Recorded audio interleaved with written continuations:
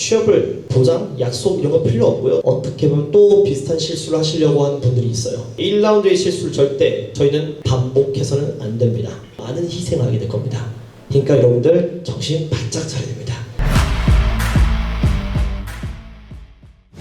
자주 저한테 물어보는 질문이 있어요. 저 취업할 수 있을까요? 저 과연 취업할 수 있을까요? 왜냐면 여러분들 불안하거든요. 이 시기 때 가장 불안한 시기인 것 같아요. 그러니까 의지하고 싶은 것도 있잖아요. 그러다 보니까 저한테 굳이 취업을 보장받고 싶어 하고요, 약속받고 싶어 하세요. 왜? 그래야지 안정감이라는 게 느껴지니까. 근데 사실상 여러분들 그 취업이라는 거 있잖아요. 이 취업이라는 것을 보장한다, 약속한다는 건요, 딱히 의미가 있진 않아요. 왜 그런 거냐면은 물리적인 취업은요, 자연 발생적이에요. 왜 자연 발생적인지 아십니까? 첫 번째, 일단 취업을 못하는 사람은 없습니다, 우리나라에. 사람이 인차, 코리아, 인크루트, 즉시 지원부터 30개 더블클릭 계속 해봐봐요. 어디 하나쯤은 됩니다. 두 번째, 취업이 왜 될 수밖에 없냐면요, 이거는 제가 보장하고 약속하고 이거 문제가 아니에요. 제가 취업 컨설팅 통해서 뭐 취업 보장해도 여러분 취업할 거고요, 보장 안 해도 취업할 겁니다. 다른 컨설턴트의 컨설팅 받아도 여러분 취업할 겁니다. 왜냐면은 나이가 있잖아요. 여러분 나이가 24살 때 보통 목표가 대기업이에요. 25살 때도 목표가 대기업일 겁니다. 자, 27살 됐다. 뭐 어떨 것 같습니까? 슬슬 중견기업 이상 놓기 시작하죠. 그리고 28살 되잖아요. 그럼 이제 중견기업이 나이 마지노선이 될 거죠. 자, 29. 강소기업 이상 넣습니다. 30살. 잡사인에 들어갑니다. 잡코리아 사람 인쿠트. 즉시 지원부터 누르기 시작합니다. 그러다가 여러분들은 물리적인 취업이 되시겠죠. 내 나이 그래프가 위로 우상향할수록 본인의 목표 그래프는 아래로 우회합니다. 그리고 서로의 그 교점대 있죠? 물리적인 취업을 무조건 하게 됩니다. 학습 효과가 있어야 돼요, 여러분들. 비슷한 거 경험해 봤거든요. 고1 서울대 갈 거야. 고2 한양대 이상 가야지. 고3 지금 여러분이 졸업한 대학교. 고1, 고2, 고3 점점 내려갑니다. 목표치가 떨어져요. 그리고 교점 때는 무조건 물리적인 취업, 물리적인 어떤 입시라든지 이런 결과물 무조건 나오게 돼 있습니다. 그래서 되게 웃긴 게 뭐냐면은 되게 아이러니한 사실이 있어요. 내 멘탈 있잖아요. 내 멘탈 자체가 빨리 박살 나잖아요. 그럼 늦게 취업할 것 같죠? 아닙니다.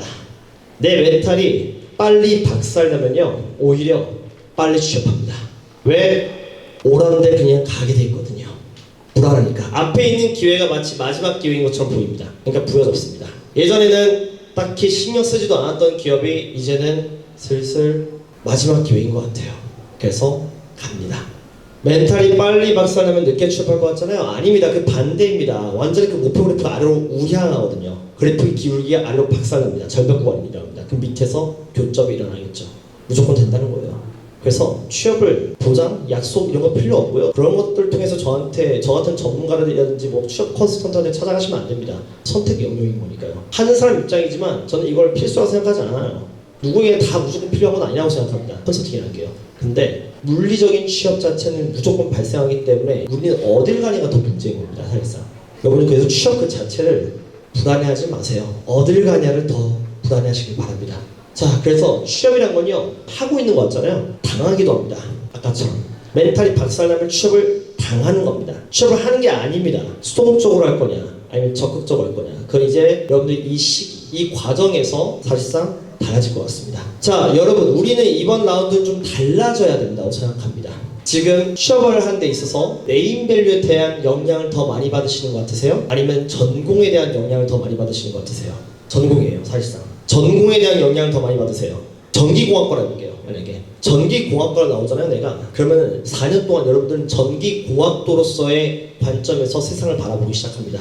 그러니까 전기와 관련된 대내외 활동, 이제 서포터즈 같은 것들이 눈에 밟히기 시작하겠죠. 또 참여해보겠죠. 또 ESG라는 게 있대요. ESG 관련된 것도 이런 것도 하다 보니까 나중에는 또 캡스톤 프로젝트도 하게 되겠죠. 그러다가 나중에 뭐 학사 쪽에서 이제 왔다 갔다 하다 보면 이제 알바 같은 것도 전기 개장 설계라든지 그런 것들도 알바도 해보기도 하고 인턴도 하겠죠. 봐봐요. 전기공학자의 눈으로서 세상을 바라보잖아요, 4년 동안. 그러다 보니까 그 분야 안에서 움직이게 됩니다. 그리고 여러분들이 만나는 사람들조차 그 관련된 분야에 있는 사람들을 집중적으로 만나기 시작합니다. 그래서 여러분들은요, 사실상 취업에 있어서요, 대학교의 네임밸류도 영향을 받긴 하지만요, 전공에 대한 영향을 절대적으로 더 많이 받습니다.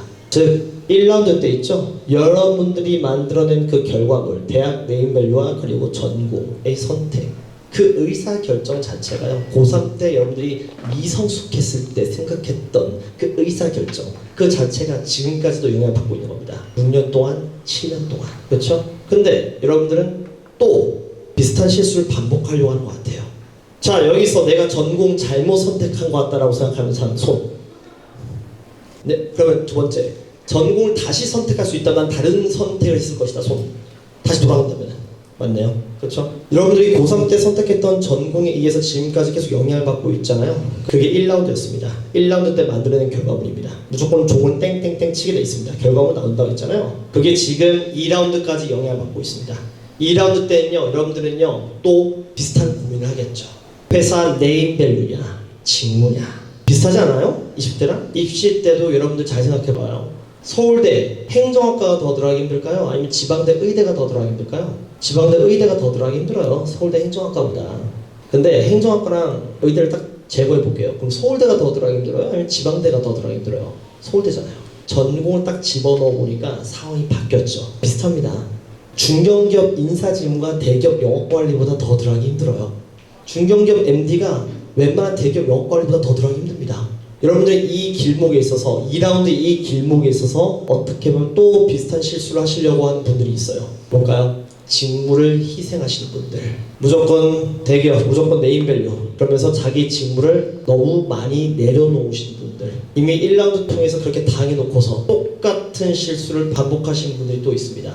제가 말하고자 하는 건요, 직무 소중히 여기세요. 직무 되게 중요합니다. 여러분 전공 선택에 있어서 지금까지 영향 받았잖아요. 직무는 또 어떤 영향을 줄 것 같습니까? 여러분들에게 3라운드입니다. 뭘 것 같아요? 경력직. 여러분들 경력직 때는요, 여러분들 회사에서 회사를 인정받는다고 생각하신 것 같은데, 내가 이 회사에 있으니까 그 회사의 경력을 인정받고 경력직으로 이직한다고 생각하는 것 같은데, 아닙니다. 직무입니다. 직무 웬만해서 못 바꿉니다. 경력직 이직할 때는요, 직무를 그대로 이어가는 겁니다. 이 직무를 3년 동안 했기 때문에 이 3년 동안 직무의 경력을 인정받고 내가 이직하는 겁니다. 회사가 아니라. 그래서 여러분들은요, 직무에 있어서는요, 조금 더 심도 있게, 그렇게 간단한 문제가 아닙니다. 그냥 나 대기업 가고 싶으니까 나 영업 관리할래 이러고 있고, 그냥 딱히 생각도 많이 안 하고 그냥 전기공학과니까 공기업 갈래, 공기업 많이 뽑는 것 같으니까 전기, 이렇게 대충 생각하는 것 같습니다. 그러면 안 되겠죠? 그래서 이번 라운드는 우리는 정말 달라야 된다고 생각하고요, 1라운드의 실수를 절대 저희는 반복해서는 안 됩니다. 우리는 어디에 더 영향을 많이 받고 있을까요? 결국 전공입니다. 전공이 정체성에 영향을 많이 받고 있고요. 그리고 우리는 다시 말씀드리지만 절대 1라운드의 실수를 반복해서는 안 됩니다. 제가 2번 말씀을 드린 이유가 있죠. 그만큼 직무가 굉장히 중요합니다. 다음 라운드 3년 이후의 경력직 때 여러분들은 똑같이 더 제한된 환경에서 아마 이것을 경험을 하게 될 겁니다. 2라운드 때는 전공이 다르더라도 다른 직무를 선택할 수 있겠죠. 신입이니까 전공 무관 이런 것도 찾을 수 있고. 근데 3라운드 때 그게 될까요? 안 될 겁니다. 아마.